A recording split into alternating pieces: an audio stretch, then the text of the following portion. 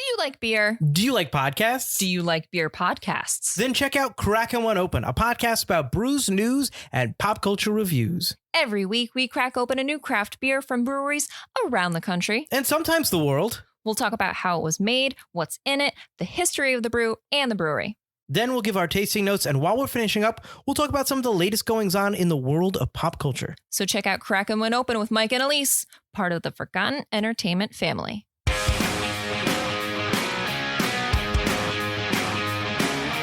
Hello, and welcome to Recent Activity, your new favorite entertainment review podcast that attempts to cover every film, every show, all at once. I am your co-host, Andrew Morgan. With me, as always, are two men trying to change All Hallows Eve to All Hallows Steve, Chris Brodell. I don't get that one. Hello. No? You serious? Adam, is that an Adam and Steve joke? Yeah. Okay. Yeah. Come on, Shane, tell me at least you got that one. Shane Beauregard. I don't know who Adam and Steve are. I was just as confused as Chris. What is up?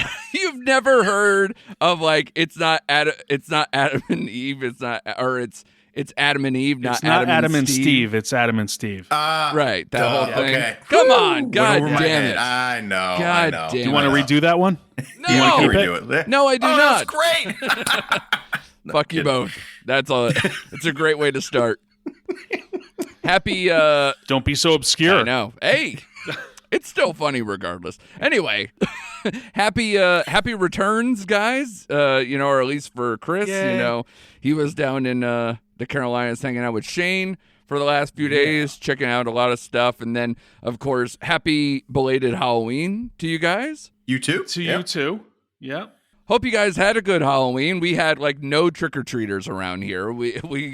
I'm just eating all the candy that we bought, just getting fat and ridiculous over here. So enjoying that, just watching scary, scary stuff all the time. Because we will be doing our winners and losers of the horror Halloween season on this episode. So I assume you guys, when you were all together, I know a lot of you were watching a lot of scary stuff, right?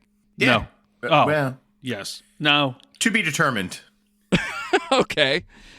Well, mostly just getting fatter like I am, too. Just eating all the southern delicacies, Chris, I guess. Pimento cheese. Yeah, there's a lot of It's pimento cheese life-changing. being eaten around here. Yes, it is. I don't think I've had that in my life. Oh, it'll change your life. Okay. All right. I'll have to look into that. But that also sounds scary as some of the things I was watching over the time. But I feel like between watching social media, Letterboxd, and just whatever I was taking in, I feel like there are clear kind of winners and losers to this period of time, the Halloween horror season. So I figure we will go through a lot of those. And I figure because we're in such a celebratory spirit, we're in the Halloween spirit still, even though it's November 1st. Let's start with the winners. Okay, guys? I will kick it off with one that I saw over the weekend. Everybody was watching it like it just came out, when is not the case. Barbarian seems to have landed on HBO Max at the right time, right before Halloween weekend. And people are discovering this like they've never heard it before. Even though it did above what it should have at the box office in our eyes, right? But I know, Chris, you actually watched Barbarian for the first time on HBO Max over that weekend as well. So tell us what you thought, and do you agree that they kind of won a lot this weekend? Yeah, definitely this weekend, because it was much talked about, and it was worth the conversation, whether you thought highly of it or maybe it wasn't your jam. Right. But it definitely won the weekend hands down. Yeah, people were going ape shit, the same way people were going ape shit that first weekend when Shane and I watched it. People just oh my God, have you seen this? You got to see it. It's that same visceral reaction. But so again, you saw it and you were saying it's worthy of it, but I think you said you had issues with the end. Yes. I believe when you two were talking about it, when you were reviewing it, and you did a bang-up job of not giving anything away. Appreciate it. But you both scored it highly. I went in not knowing anything. I just told you I watched that first trailer, and that was enough for me. I don't want anything spoiled. I wanted to go in blind. And I believe, Shane, you said it was 2 different movies, or it changed at a certain point, and that is true. It was a thriller mystery in the first half, right, and then it was pure schlock the second half. Yeah. And I thought being that way, it was kind of disjointed. Had they done one version all the way through, then I think I would have been more receptive. Sort of like I said to Shane when we watched it, that with Tucker and Dale versus Evil, yeah, right? That's the whole title. With them, they're using the tropes of all horror movies and turning it on its ear. Right. And some of the stuff in the second half, it's almost along the lines of parody, like that. But to me, it just felt like a different movie, and there was no transition. It was just like, guess what? New way of looking at this. Yeah. They pulled out like and a couple it threw me times. off. Yeah. Yes. Where it was like between the existing people in the home, or whether it's the, like you said, the schlockier things or the Justin Long thing. There's a couple of things where they just like zig whenever you start to feel comfortable, and then just zag the other way. So yeah, it definitely has a bunch of that, to where that's why I personally thought like Smile was better than Barbarian. I know Shane kind of pushed back on that when we spoke about Smile. But that's why I like Smile, because I thought, even though it started slow, I thought it got better as the movie went along until it basically crescendoed with the end. So that's why I feel better about Smile, even though it's a close thing. I enjoyed both movies, but but while we're talking about Smile, by the way, I think that is also a winner with the basically just how much it keeps making money, hand over fist. And just it's the movie that's the surprise horror hit of the year. So I figure I'll knock those 2 out. Big winners on this side. But Shane, where do you got for winners, buddy? Where are you going with that outside of maybe Smile and Barbarian, which I know we both enjoyed? Right. I echo those 2 movies, but I would add Hulu had a good month, I thought, just with the resurrection of Hellraiser, which is not my favorite franchise, but I think they did a good enough job, and it generated a lot of buzz for Hulu, like Hulu's been doing all year. Right. But also you had a small little hit that me and you enjoyed with No Exit. Right. Along with American Horror Stories that I watched that bled into this month as well. Yeah. Which is a Ryan Murphy project, which I enjoy that one as well. So I had Hulu as one of the winners of the month of October in my eyes. Yeah. And they're just banging it out. Yeah. And if you're counting No X, I mean, you can also tack on Fresh, of course, that I know we both enjoyed during that time period too, all the way back for me for Sundance and everything else. So it was they've definitely had a bunch of at least worthy discussion pieces with that. Although even though I didn't really like Hellraiser that much, and it doesn't linger with me that long, but the fact that they have multiple offerings is always nice, because there's a lot of people who did not. Right. And like I said, Hellraiser just, it was the buzz of the internet for a while. A lot of people really enjoyed it. And I thought it was okay. Like, I thought it was a decent entry into the franchise. But again, like you, it's like, it's not going to last with me. But it had a lot of people did enjoy it. And I would have put Fresh on this, but, that was a while back. Yeah. Well, no, Exo was too. We just covered it late. So that's why I just. Oh, okay. Yeah, you're right. You're right. My bad. Yeah. All right, Chris, do you have an entry for the winners as well? I will make a blanket statement. I will just say streaming in general is a big win for this month and actually the whole year, because there was rare times that we actually ventured out to the theaters, whether something was playing in the area or not. But most of the time, I think we covered most streamers. And it wasn't just one, it was multiple. It was Shudder, Hulu, Netflix, Amazon. Like we covered the gamut. Yeah, and even Halloween Ends had a Peacock do day and date. So exactly, yeah. And I think I went to the theater a handful of times this year. Halloween Ends, Smile, and I can't think of any others. Yeah, it depends really on what you categorize Nope as, or Yep, Nope. Yeah. So you got a few of those. But a lot of them, you can get plenty of options, definitely streaming wise, which dovetails nicely into another winner I had down, which was the Netflix miniseries, which is just clobbering streaming right now because they had so many of them on top of the fact of how good they were. Dahmer, just a huge hit for Ryan Murphy and Netflix.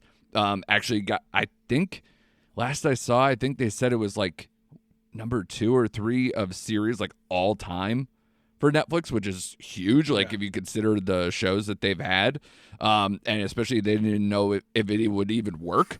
They didn't promote it like heavily or anything. They just went like, oh, hey, here's the Dahmer show with that kid from the X-Men movies. And it's like, okay, no problem. And then people just ate it up. And we covered The Watcher. Nice we choice covered, of words. Yeah.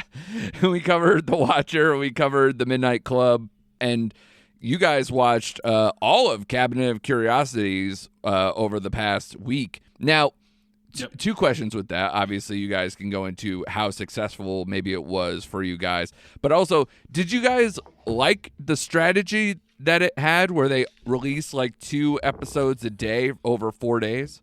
I really enjoyed that. I was getting a kick out of it because it was the first time I think Netflix has pulled that. And we did that. We watched when Chris got here, we watched Wednesday, Thursday, Friday. I enjoyed it because it gave you something to kind of look forward to every day. So using that strategy, I kind of dig it. So if they want to use that for more of these anthology shows, I'm down. Yeah. Chris, you feel the same way? Oh yeah, definitely. I was kind of confused. Like Shane had to talk me through it with the way they were going to dole it out. And had they been shorter, it would have been like, really? Like, okay, it's over. Now I have to wait tomorrow. But the fact that they were hour episodes, it's like watching a movie a day. Yeah. No, it's true. So it worked out. So how did you feel it was as a property? Like the 8 episodes, were they solid? Was it like a bit here and there? Some of them didn't really work. How did you feel, Chris? It started strong, and then Shane and I just kept on looking over at each other like, what's the point of this one? What's going on? It definitely had a downward trajectory as it went along. Okay. And episode 8, I believe, was directed by Jennifer Kent, who did Babadook. Okay. And I don't care for that, and I don't care for the last one. So okay. Shane, how did you feel about it, bud? Yeah, I felt the same way. Like it started strong. And this show reminded me a lot of like Alfred Hitchcock Presents. Yeah, I've heard that. That's the vibe it gave me. More so than Tales from the Crypt. Because they had a lot more horror elements in it. A lot of these, I hate to say it, were just boring. Like just boring. I think out of the 8 episodes, I really enjoyed, if you go and look at the episode list, I liked the first one, was entitled Lot 36. Mm-hmm. And then I thought the best one was episode 3 with the autopsy. And Chris, who starred in that one? F. Murray Abraham? Yeah, F. Murray Abraham. Yeah. But other than that, dude, like Chris said, some episodes were an hour and 5 minutes. And we're like 35 minutes, 40 minutes into it. And we're like, where is this going? Right. And when the episode ended, like, it made no sense. A lot of it wasn't scary. It wasn't like, it didn't have you on the edge. It wasn't like thrilling. To me, it was a big letdown. Even though one episode did have Crispin Glover, who I haven't seen in forever. Was he also in the Rats one? That would be awesome if it was, but no. Right? No, we were wondering that. Yeah. Because he would be like, Shane actually said that. Yeah, I did say that. Yeah. But no, it was overall a huge letdown in my eyes. Okay.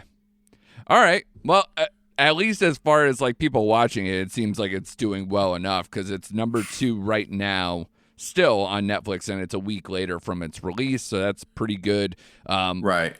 Cabinet of Curiosities, The Watcher, and Dahmer all still in the top 10. So I feel like a lot of people did that kind of like, oh, we saved it for Halloween weekend watch and still pumped it up. Even though, like I said, Dahmer has been a huge success for a while. But the fact that it's still hitting it, it's over a month it's been out now. So that's incredible.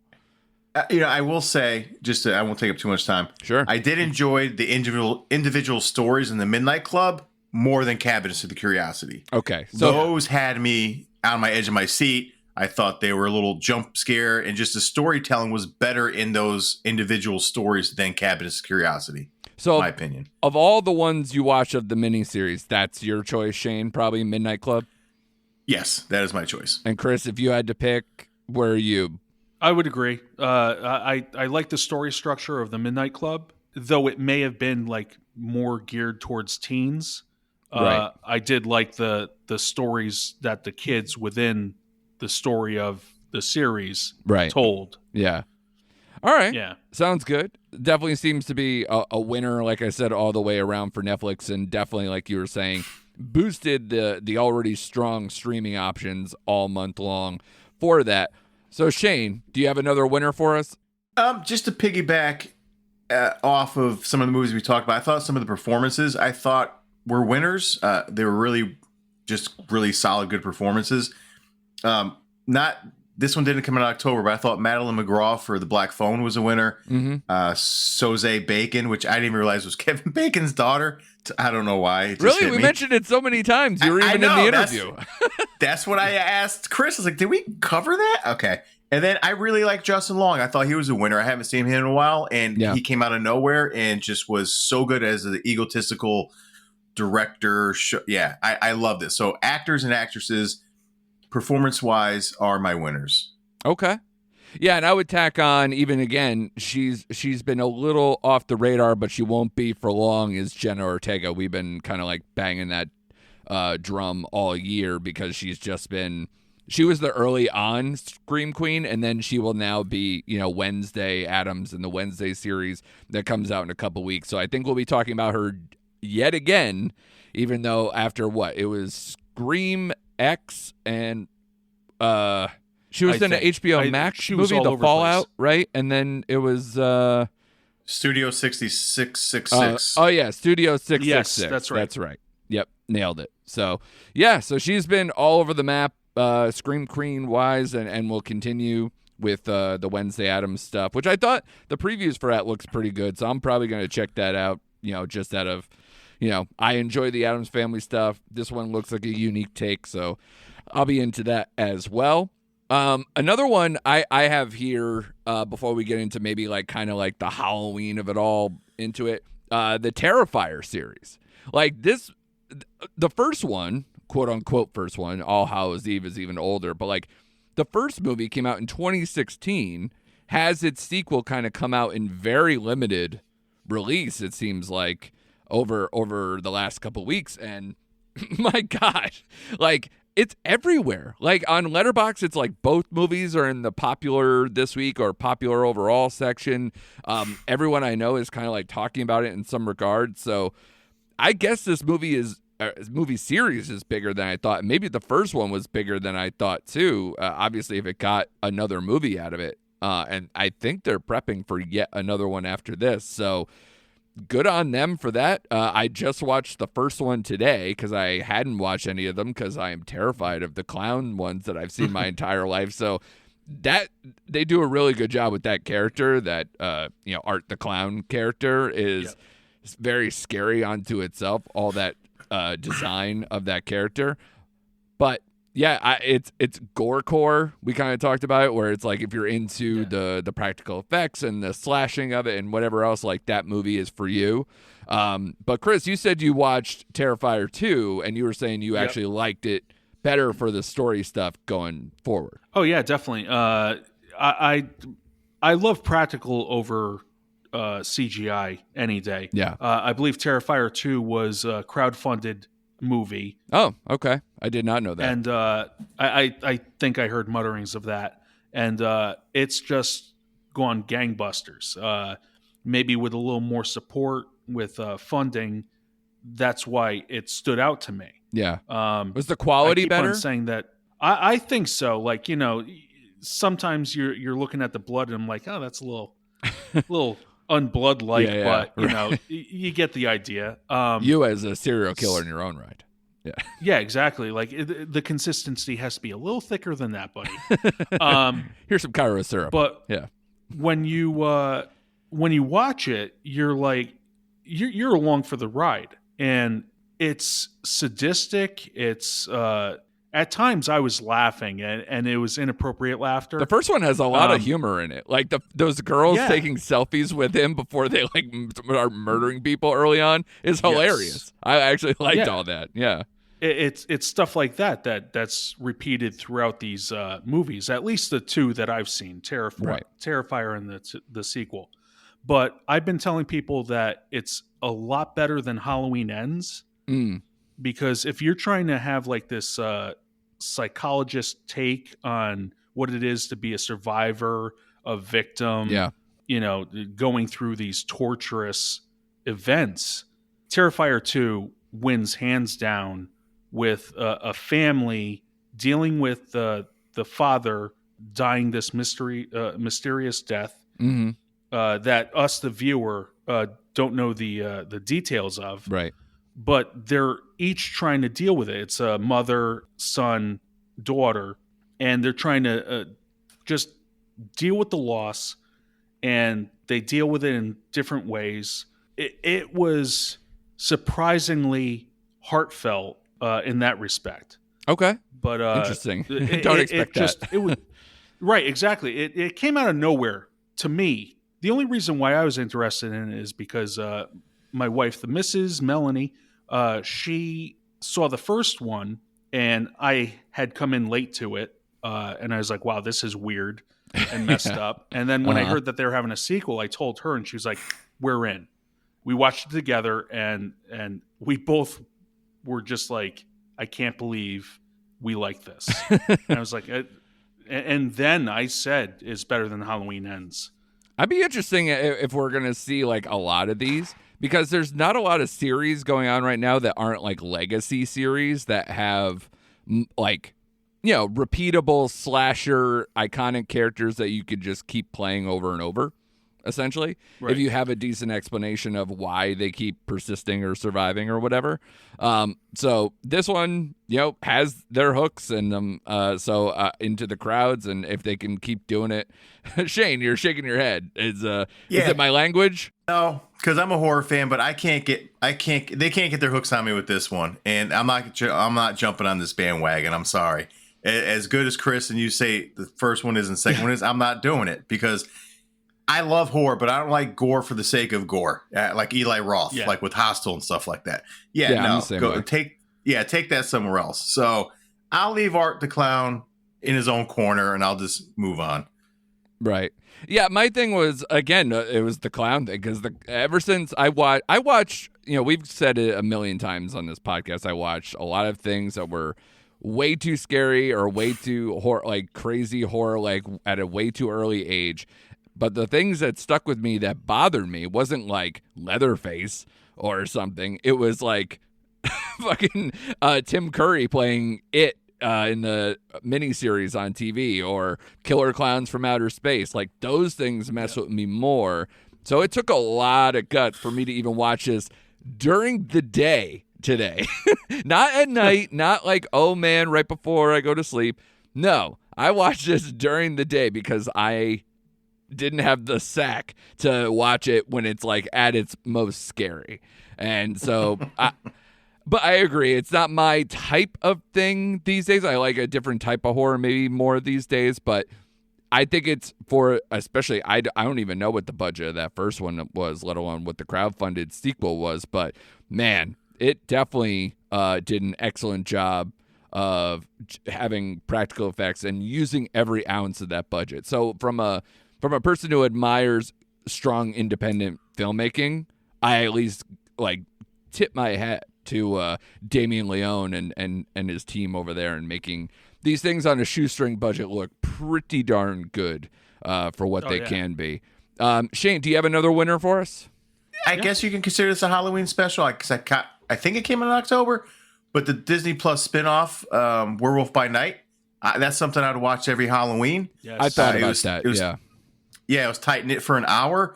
And when I got done, I'm like, you know what? I could throw this on every Halloween and just every October and watch it. So yes, if I had one more winner, it'd be Werewolf by Night as a singular special. Good call. And Chris, I don't know, you never put your review out there, even though I believe you watched it. Technically, if you want the streaming winner that maybe isn't Dahmer, maybe per se, of the Halloween season.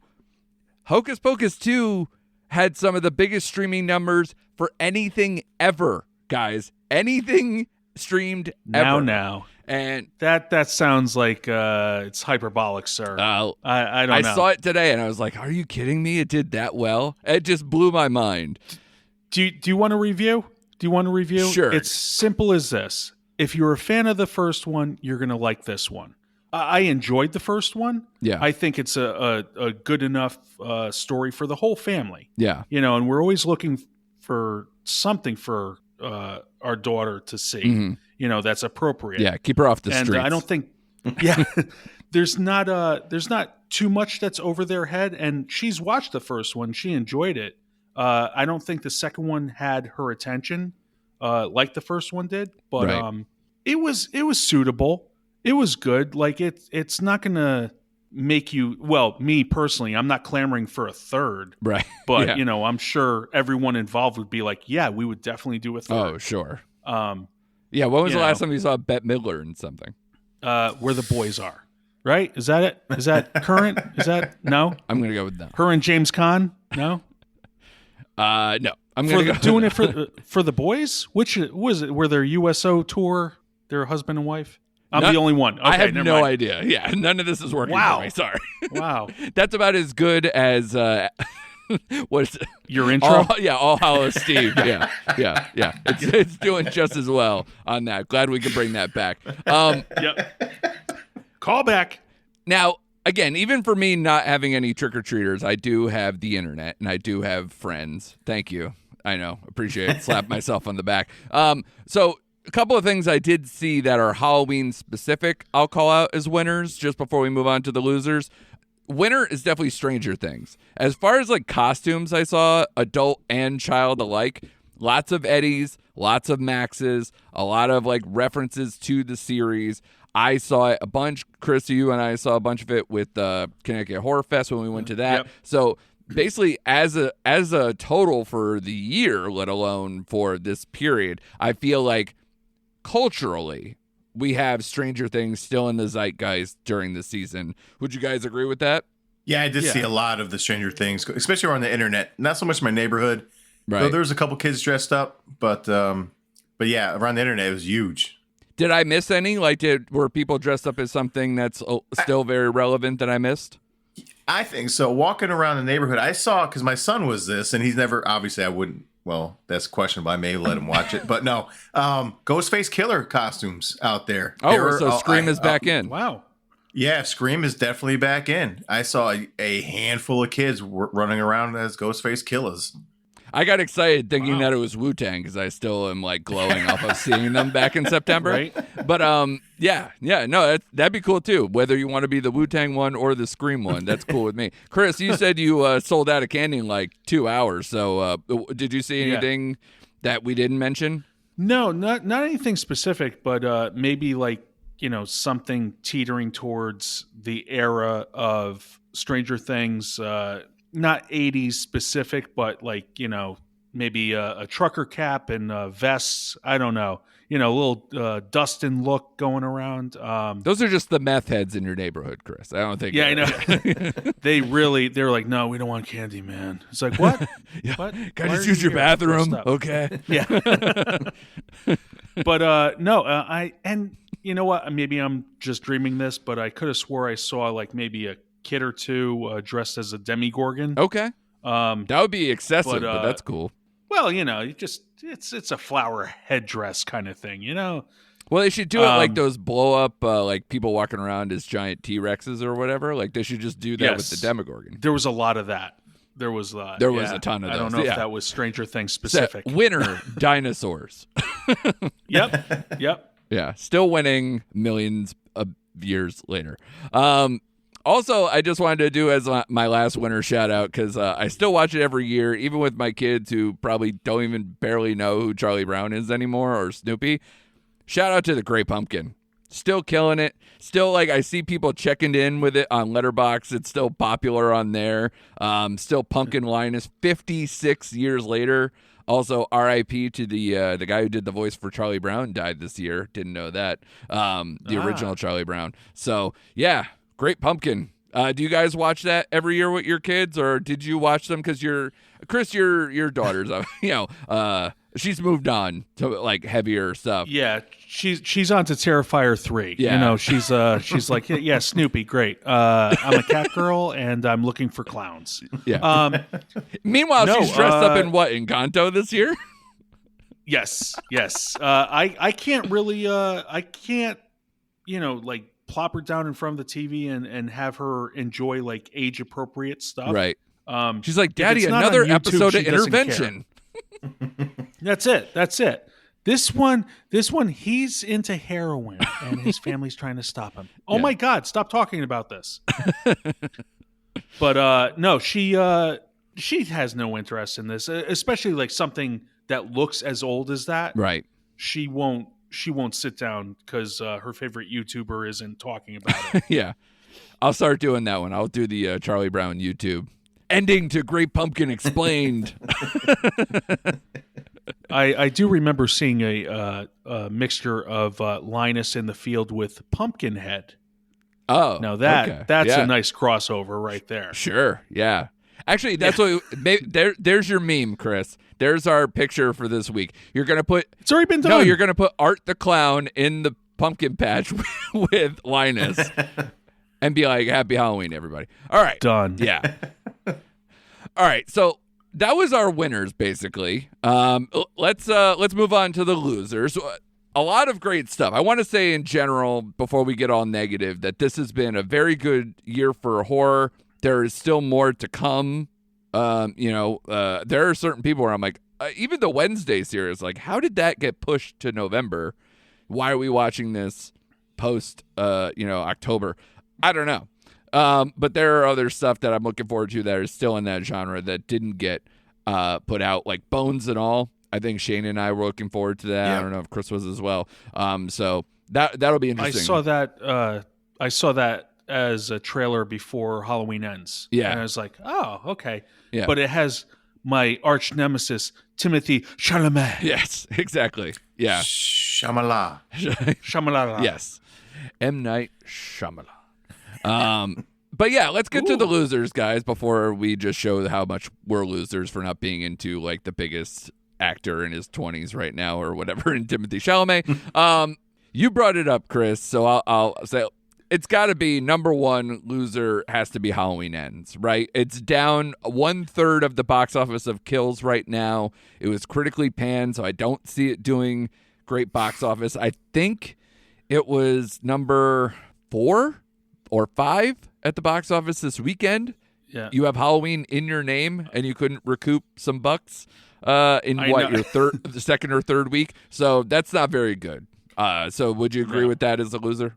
Listen, I'm no tomato certified. I'm not paying $20 to be Twitter verified. Right. I did not like Halloween Ends. Yeah. It's deserving of its label of loser. It is my biggest loser of the year because it broke my heart. It broke my heart. I'm not you going had to talk more about invested, because sure. I did, and we've talked about this movie ad nauseum, so I'm not going to mention it. But yeah, because I had it on my list, I was looking forward to it, and it just literally it broke me a little bit. It took me a while to recover. I had to go away for a little bit. Well, that's why Chris came down there, right? It wasn't a planned vacation. He just had to come down and console you for how badly Halloween Ends happened. That was it. Yeah, I needed a pat. I took all the sharp objects away. Yeah, pat in the back and absolutely. pimento cheese, just to get The over pimento the cheese, fact baby. that, Shane wasn't You really tapped should try it. to have his buddy killing spree with Michael Myers. It had to go to some dork who gets beaten up by the band. So, yeah, I think this just didn't work for a lot of people, even like the hardcores. Nobody's really. I don't see a lot of like Halloween Ends apologists out there, even weeks later. So, I could say safely that this is probably the biggest loser for horror for the year for sure. And we'll see if there's any further ones. The other one I had for a loser as well is Pearl, which I don't say that as the movie didn't work, because I did watch it. It's now on PVOD right now, but I also think that they made a big blunder, like where Barbarian is on HBO Max just killing it, and Smile is still in the movie theaters and came in still in the top, I think, 4 or 5 of the weekend and still making money. Pearl's in that position where it only made $9 million overall in the box office, and it was out since what, early September, somewhere around there, early to mid September. Its opening weekend only did $3 million, and yet they kept it in the theaters for like so long, not making money, and didn't pivot to PVOD earlier to get the price point down, at least by this time, where they could have made. I think if that movie costs $7 to rent instead of $20 this weekend, I think it makes a bunch of money. I could be wrong, but when I saw a $20 price point, I was like, no thanks. I'm not doing that. So, unless you have like a bunch of people or somebody's willing to pay for it or whatever, I think Pearl kind of missed the window of opportunity to make maybe way more money or have control over the weekend, much like Barbarian did. But I think they swing and miss. Shane, do you think that's maybe right? Yeah, I don't pay $20 for any movie. I don't care what it is. And Right. I missed it in the theaters. I think it's still might be playing here, limited though. So I'm not going to be able to see it in the theater until they get the price point down. I would pay $7, but I was thinking like $5.99, which is $1. I know, but still. I know. Yeah. No, but still, yeah. Yeah. But no, I would watch it. I would rent it probably, right after the show. No, I would watch it. I would have watched it already if they would have released it before Halloween at that price point. But yeah, I don't pay $20 to rent any movie. Yeah, especially I don't think it deserves as much as the critical praise that it's getting. I liked it. I didn't love it. I think it currently has like a 3.9 on Letterboxd. That's very high. Very high. Yeah. For this movie, I'd probably say it's like a notch below the Smiles and Barbarians of the season. So probably somewhere like a 3.5 at best. I'm giving it.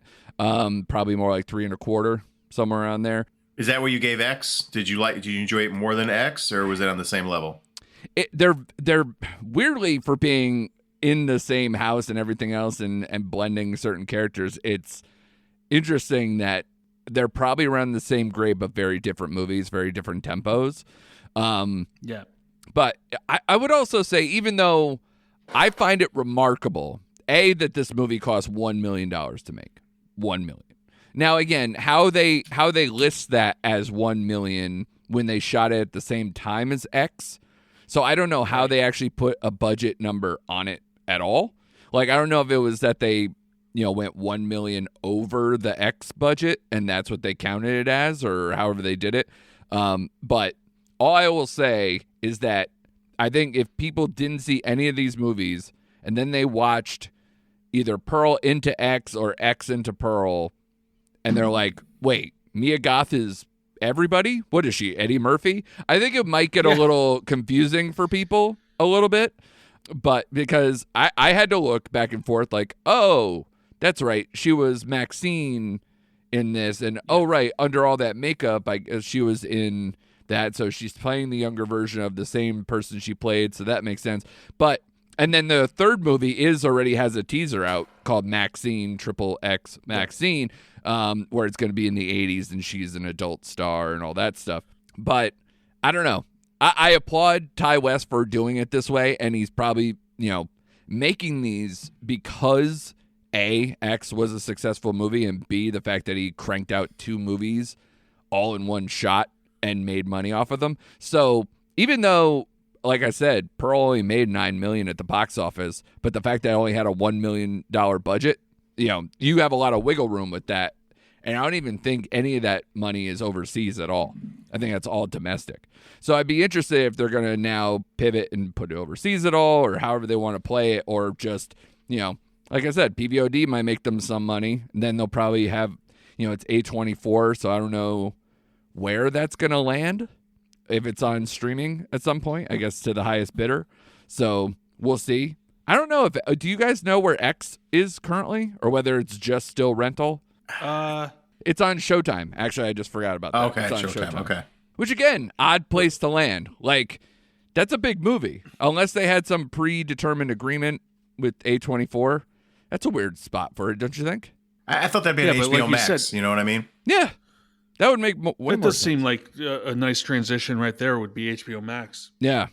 So, yeah, definitely, I don't know. A24 is squirrely. And if it ends up there, too, it's like, okay, that's fine. I just feel like it's going to get even more obscure and obscure and obscure until it lands on one of the bigger streaming services, and then you might see a boom for it. But right now, I unfortunately put it in the loser category. Do you guys have any, Chris, do you have any losers in this bracket? I kind of did a lump sum of, if we were doing the full year, the Legacy series films, because they just pale in comparison to what they are stemmed from. That's the Firestarter, Halloween Ends, Right. Scream, Texas Chainsaw Massacre, Hellraiser. You know, those films, they either had too much of a sheen compared to their predecessors, or they just didn't work. Like Texas Chainsaw Massacre, it didn't work. It was too like over the top, goofy at times. Yeah. And once again, just like Halloween, you have the original final girl who is built up to be like this badass. Yeah. And then, it kind of becomes weak in the end result. And it's recast, kinda- too, because, Yeah, Marilyn yes, Burns has unfortunately, she been had dead passed for a away. long time. Yeah. So, that you don't even get, like, the Jamie Lee effect when you're bringing in the character. You're just going, oh, no, that's who that was. It doesn't work. But really, like, if she even if she was alive, she doesn't have the status of Jamie Lee Curtis. No, God, no. Jamie Lee Curtis had consistent work throughout the years, and then when Marilyn died, maybe 3-4 years ago, Something like that. It was recent something like that. enough, but not like, where she could it wasn't like she did great works after her role. No, she was a cult I can't even character. recall. Yeah, so that doesn't work. It's like, who? Yeah, Chris, I when you posted that earlier in our little group chat, that's thinking outside the box. I didn't even think about putting that together. But you're right. They all were flops, and I was disappointed because we were looking forward to a lot of those movies. The only one on that list that worked for me was Scream to an extent. But the rest of them you could put by the wayside. But I did like that grouping as a loser, so I just wanted to give you some kudos on that, buddy. Thanks, buddy. Yeah, and I agree with that, Shane. I of all those movies, I think Scream probably worked the best for me, at least because if I think about it this way, if any of those movies, any of those franchises have a next movie with the people they had in these current iterations, I'd probably watch the next Scream movie. I'm probably not watching any of the other ones, quite honestly. Right, I'm done. Yeah, I'm over it. So that's good. That is a good grouping there, Chris. Shane, did you have a loser for us as well? Yeah, I just have one more because it was really hard for me to find losers for the overall month and the year because it's been a good year. Yeah. But I have to go with Shudder as a streaming service, solely based on like their new releases for the month of October. Okay. I watched like 3 of them, and I will put a disclaimer. I didn't do a whole month. I had a trial period. But the 3 movies I watched, they're all like thrillers. They weren't really horror movies. And what I found really frustrating about Shudder, it's so hard to navigate anything or find anything on the homepage for Shudder. So they need to like reconfigure and make it more user friendly or recategorize a lot of the stuff in there because it's hard to find their new releases and their original content. So for me, Shudder was a disappointment as a horror fan. Yeah, I can echo some of that. So as I've mentioned on the podcast before, I did the week-long trial. Same thing, but I did it for AMC Plus, and Shudder is obviously a part of that. It's not the whole thing, but I would assume whoever's making one makes the other because it's all the same company. And I will say I had a lot of struggles trying to find anything outside of their originals, especially, but even some of their originals, I was like, how can I not just go, boom, where are the Shudder original movies and have all of them right out in front of me? It didn't make any sense. They had some collections that were easily accessible enough, I guess, but anytime I looked into a movie and backed out, it was like right back to the beginning and I couldn't get back to where I was. It's very frustrating to navigate. So if the Shudder one by itself is anything like the AMC Plus one, which has Shudder as well, if it's anywhere near the frustration level of that, I totally get it. I'm interested. So which ones did you watch that were Shudder originals? Because I had mentioned Deadstream and Sissy as the ones that I watched while I had that week-long. Well, and Glorious I watched as well. But I don't think that one was a Shudder original. Okay, so the 3 movies I watched, I don't even think 2 of them are Shudder originals, to be honest with you. They just came out when I was... So Who Invited Them was a original. Yes, it was. Yeah. That was the one original I did watch, and it was terrible. Right. And bad. And then I watched Watcher and Speak No Evil. But again, I don't consider those horror movies. Those are just disturbing thrillers. Right. And especially one more yeah. disturbing than the other. Oh, God, yes. Yeah. Which that one, I guess, you could kind of say Speak No Evil is a winner of sorts because at least a lot of people are talking about it. But not everybody's like, I feel good for watching that, which was kind of the you disclaimer. Feel dirty. Yeah. Yeah. We put that disclaimer out there. And by the way, for how much chutzpah I had to get behind to watch the first Terrifier, I still haven't gotten to the point where I'm like, yeah, let's dial up Speak No Evil. Yeah. Oh, wow. All right. Because I was going to say, even I was hesitant on giving Melanie like any detail to it. I wanted her to avoid it at all costs. And she finally watched it. And I was just like, I'm sorry. She just locks herself in the bathroom for 3 days, and you're like, she God did damn it. not, Yeah. She did not like it. So, I mean, but it's something that stays with you. Like, Shane, you said that same thing, I believe. There's certain things that you're like, what? Like, what would I do in that situation? It gets you talking, but at the end, you want to take that Jim Carrey shower and Ace Ventura Pet Detective. Yeah. That's what you want to do. Laces out, buddy. Yeah, exactly. But yeah, no. So yeah, part of me, when you're like Shudder as like a loser, there are a lot of things where I go, I like, part of me wanted to defend that, and part of me wanted to like poo-poo that. So I don't know, because they are kind of the go-to. They still have like a lot of stuff. I just want to say to them, why do you make this so hard? I don't get it. And I don't know if I don't see a ton of people complaining about it in the same way. So I'm curious to see. Hopefully they go through a revamp at some point, or do it to where somebody can buy them out. I don't know.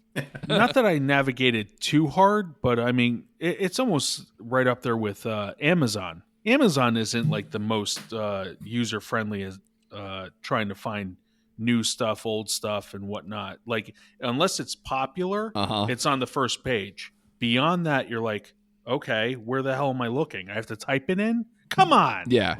I'm the same way. And I got all excited, it was like a month or two ago, maybe more, that they did like a revamp of their opening page. And I was like, cool, they're going to like fix everything. And then I went, no, not so much. No, Still the no. same It's very thing. similar. They kind of group stuff in a way, trying to be a little Netflixy, being like stuff that you'll like in this genre and try to like figure it out, but not anywhere near the level. I still have to like search for a lot of things, including you guys watched Run, Sweetheart, Run. Yes.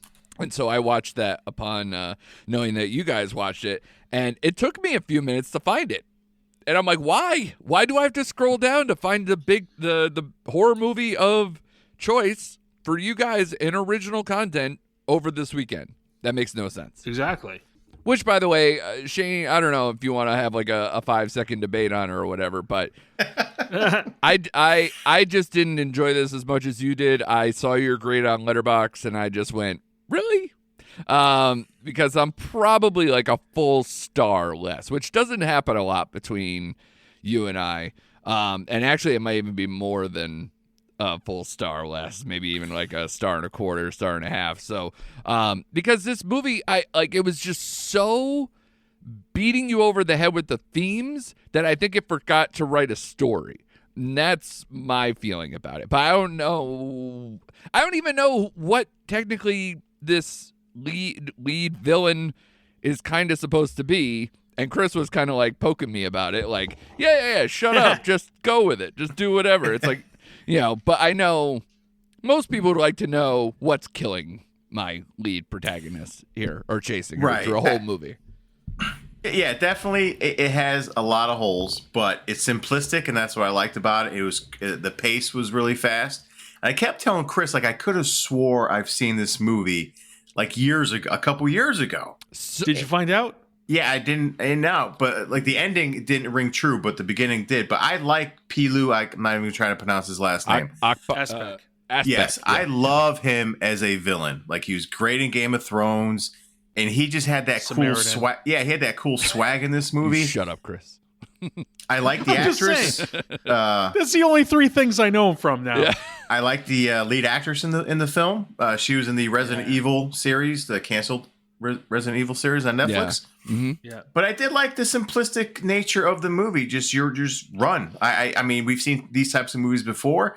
This one worked for me. Again, I like the protagonist, antagonist.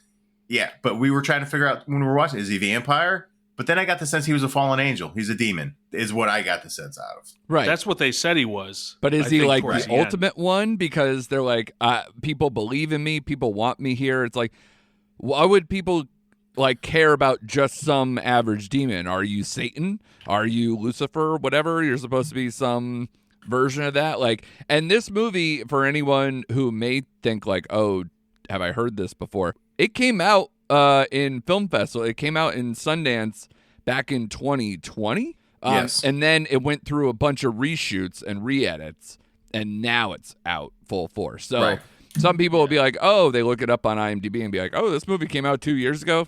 Not really. It got acquired and then gutted and reshaped and whatever. I think they had reshoots and everything else. So I know this movie really wants it to be like this ultra feminist story, this, taken to task like a Me Too type thing or whatever. And I got it.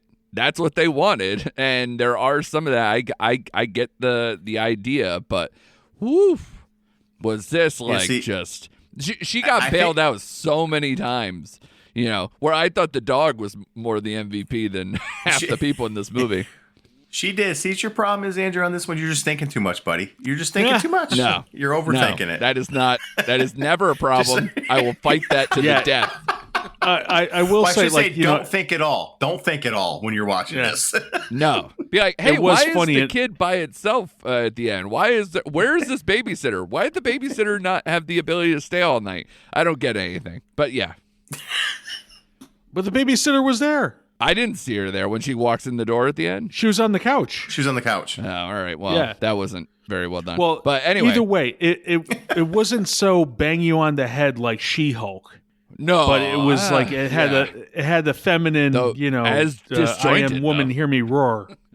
Well, how about how about that like room full, the house full of like people just gearing to kill somebody, like in the middle of the movie for no reason? Yeah. I'm like, wow, this is just clunky and ridiculous. And I found it fun. I'm sorry. No, it's fine.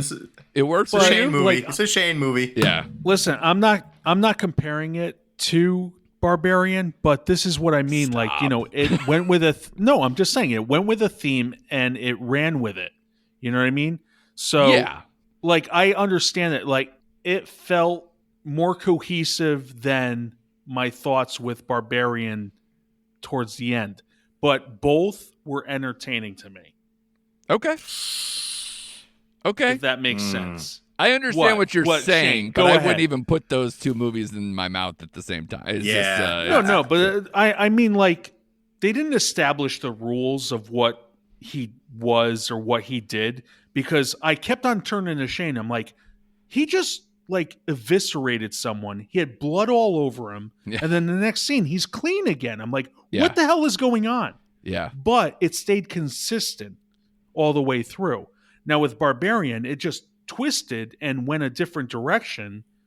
That's what I mean. Like, if Barbarian did this and went with one theme, I think I would have preferred it better. If I'm Googling the rules of your creature, though, as I'm watching your movie, you failed. If I'm trying to figure out, is it a vampire, a wolf man, a demon, Satan? If I'm confused and it's like the end of the movie and I'm still confused, you failed. You just failed. So I don't fully get what that movie is or what it. I get what it was trying to be. I just don't ascribe to really what it was doing. And just the obvious like sweethearts and the setup with the the industry that she's in and everything else. I get it. But a lot of those things just, oh my God, they were eye rolling. So Shane, you are well within your right to appreciate it. It just didn't land for me. But 3.5, buddy. Sorry, 3.5. Yeah, that's what I gave it. Yeah, I'm like a 2. I'm like a Halloween Ends head scratcher was part of me on that end. So it's a very, very different experience. 2.5, 3. I'll say. All right. So we're all over the map with it. Yeah. That's cool. So maybe if you're out there and you're looking for something to watch and you're still in that that horror Halloween spirit, even though we're into November now, go check out Run, Sweetheart Run, and get back to us and let us know what you guys thought and kind of like split the decision between the 3 hosts here. I have 2 more losers on this, and then we'll kind of move on with all this. Wendell and Wild, I wanted to bring up. I do have my full review of this on what's on Netflix.com, so go check that out. But I did want to say, in the same way I thought Pearl kind of botched its release kind of thing, Wendell and Wild, for being, something that's associated with Jordan Peele and Henry Selick and everything else, it is still an animated feature, so it's weird that they went with the PG-13 route, and with that, it takes it off of the kids page, so kids can't watch this. So it's currently being bested by Hotel Transylvania 2 overall in its opening weekend. So not a lot of people are watching Wendell and Wild, or at least it seems that way. So I feel bad for a movie that is definitely worth watching. I would say, I don't know if you guys did it all or did watch it with your kids. Did you watch Wendell and Wild yet? I have not seen it yet. Yeah. So I think that's part of it too. Like Netflix released a shitload of stuff. So they kind of like muddied the works. Wendell and Wild can't be on the kids side. So it's going to be on the adult side where it's competing against your Dahmers, Watchers, Cabinets of Curiosity, Midnight Club stuff. And I just don't think that it can handle all that all at once. So I think if you want to say Netflix kind of did them dirty a little bit with this, but it is also, something that probably fit this time period. I thought it was going to do better. I thought more people would have watched it. So I would say still watch it, Wendell and Wild, but I do feel bad that it seems like not a lot of people are watching it. And this is a thing that could have aspirations of trying to be in the best animated feature category at the Oscars. So if they want anyone to back them, they got to have people watch this thing first. So I would say that's a little bit of a tough pill for Wendell and Wild. The other one I had is similar, is Pray for the Devil, which is the only horror debut in the theaters that came out this weekend. So you would have thought it would have, had a pretty strong showing.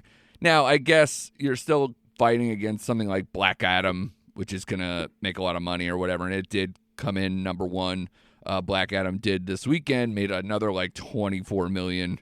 It's up to like 100 million domestic already, so it's doing pretty well. But Pray for the Devil came in 3rd at the box office. It made 7.2 million. I don't know what the budget was for that. I'm sure it wasn't as low as Pearl, being like $1 million budget. But I would imagine that it's probably not making a ton of money. And this is the weekend that it should have made its money, or even like on Halloween on Monday, which I think it made maybe another mil, a little bit, maybe more than that. Maybe it gets it up to 9 million. But yeah, I don't know if that's enough to be considered a success for this movie, because I think that it's really going to regress from here once people are kind of out of that Halloween horror spirit. So to me, I think that's like a subtle loser. I'd have to see maybe more with what its actual production budget was and everything, but doesn't seem like it's doing well critically either. So I don't think it's going to be a mainstay in theaters or be doing that well in theaters for too much longer. So to me, I put that in the loser category. You guys, I don't think you had any other ones or anything come to mind, right? No, No. that was all losers I had. All right. Yeah. I guess the other losers are the people who didn't come to my house for trick-or-treating, because I had Butterfingers and your peppermint patties all sitting up there. Ew. You know. Full size. Yes. I don't mess around, guys. The good stuff was there, whatever your choice is with that, but they didn't come. So I get to eat the candy. So I am the winner in that category. I get to sit around just eating Butterfingers galore for the next week or two, slowly getting the diabetes. So anything else, guys, you want to talk about in terms of the horror Halloween stuff? Do you guys still have stuff that you're looking forward to before year's end, or you're just kind of just marveling at what we've gotten thus far? It's been a really good year at the theater and streaming. We've said that many times. So I think it's been a really good year. But I'm really looking forward to November, to be honest with you. I need a little break from all the October stuff, to be honest with you. So I like to turn the page, because I do, and I'm sure you'll ask us what we're looking forward to in November. I have a whole list of stuff. So do you have one outside of maybe Black Panther that you're super strong on? The Menu in the theater. Okay. That's the one I'm really looking forward to in the theater. Yeah, it's another one that I would have thought if it was in theaters during all this, that maybe it could have been successful, but it was kind of a crowded field. If you want to steer clear of Halloween Ends and some of these other ones, obviously I think Smile was more of a surprise hit. They didn't think this was going to happen, but if The Menu comes out this past weekend, competes against only Pray for the Devil, it might have worked. Yeah. But yeah, between that and Bones and All, if you still want that horror vibe going deeper into November, I would think those could work for sure. Chris, what are your thoughts? I actually am turning back into streaming with Hulu. It has that movie Hatching. Oh, is that on Finnish film? Oh, okay. It definitely piqued my interest, and to see that it's on Hulu, I definitely want to check it out. And even though we've gone past the spooky season, I think it kind of trickles into Thanksgiving. Also, I was curious. I don't know how you're going to see it or where it is, but Kilroy was here, the Kevin Smith anthology mixture thing. I don't know this. It was some project he was working on during the pandemic, and he filmed it mostly down in Florida with a bunch of budding filmmakers. And he basically produced this product of a horror anthology, and the through line is this character of Kilroy. Okay, who's sort of I don't know if he's like a crypt keeper kind of thing, or if he's like this menace throughout these stories. Right. But I'm looking forward to that somehow. Other than that, maybe some of the stuff that you guys were speaking highly of throughout the year. Yeah, we got a lot of our draft picks in November because we got Black Panther or Wakanda Forever. We got Glass Onion, the Knives Out sequel. We got I just saw that the Fablemans has their pre-sale going on for the Thanksgiving era time that comes out. There's a lot of stuff that we picked that were like, oh, make or break time. Let's see who's got stuff. Yeah. And also this weekend, I know I'm going to try to check out Banshees of Inisherin and Armageddon Time, some of the ones that were coming around the festivals that are getting good play through there that I'm definitely interested in. Even Bardo, Decision to Leave, there's a lot of other ones that were in the festival circuit that are still trickling out in limited release right now through the next couple weeks. Yeah. You missed a big one, buddy. You missed a big one in November. Lost Bullet 2. Come on now. That's true. Yeah. For Netflix. Yeah. Well, actually, Netflix sequel month, because this weekend is Enola Holmes 2, and I've already seen it. That'll be my review for what's on Netflix coming out on Friday. So definitely check that out.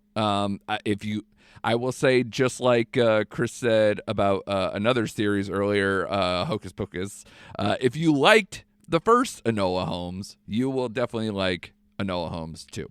So if that is your bag, and it is for me, I like a good mystery. I like that series. I like I've always liked all the Sherlock stuff, even young Sherlock Holmes. I've watched all of it, so I'm in the bag for it. So won't be surprised. But yeah, check that out when it comes out this weekend.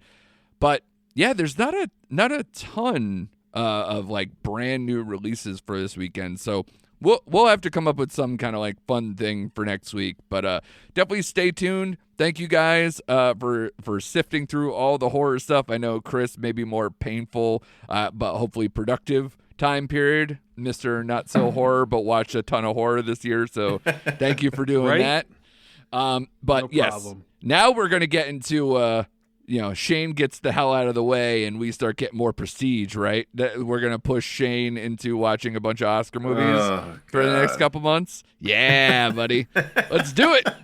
You had your time. You had your summer blockbusters. You had your horror season. So I still remember that year that Shane and I tried to watch every Oscar-nominated film, and that was painful. That was real painful. And this is you who actually have, gone to the Yeah, film I like festivals those and films. watched a lot of them. Yeah, it can be. If you pick the wrong year, it'll turn you off for life. I'm sure, especially if it was 2020. 2020 was a bad year to be doing that. What year was Vice? 2018, maybe. Yes, it seemed like a slog. I think Green Book, Vice, the Roma. Yeah. Oh, God. It was tough. That was a tougher year. Yeah, for sure. Yeah. Even for the good ones, it's like, yeah, that was good. I'm never gonna watch that again though. So like, there's a bunch of those in line there. This year's doing pretty well. I think maybe a lot of the blockbusters might actually get into the Best Picture, at least nomination category. So that would be nice if we see, like, say, Wakanda Forever, Top Gun Maverick, Avatar. There might be a bunch of stuff where it might not be the worst thing to try to get through if you're in a Best Picture conversation. So we'll see what the next few months transpires. But stay current with us, everybody, and be here next week for more recent activity.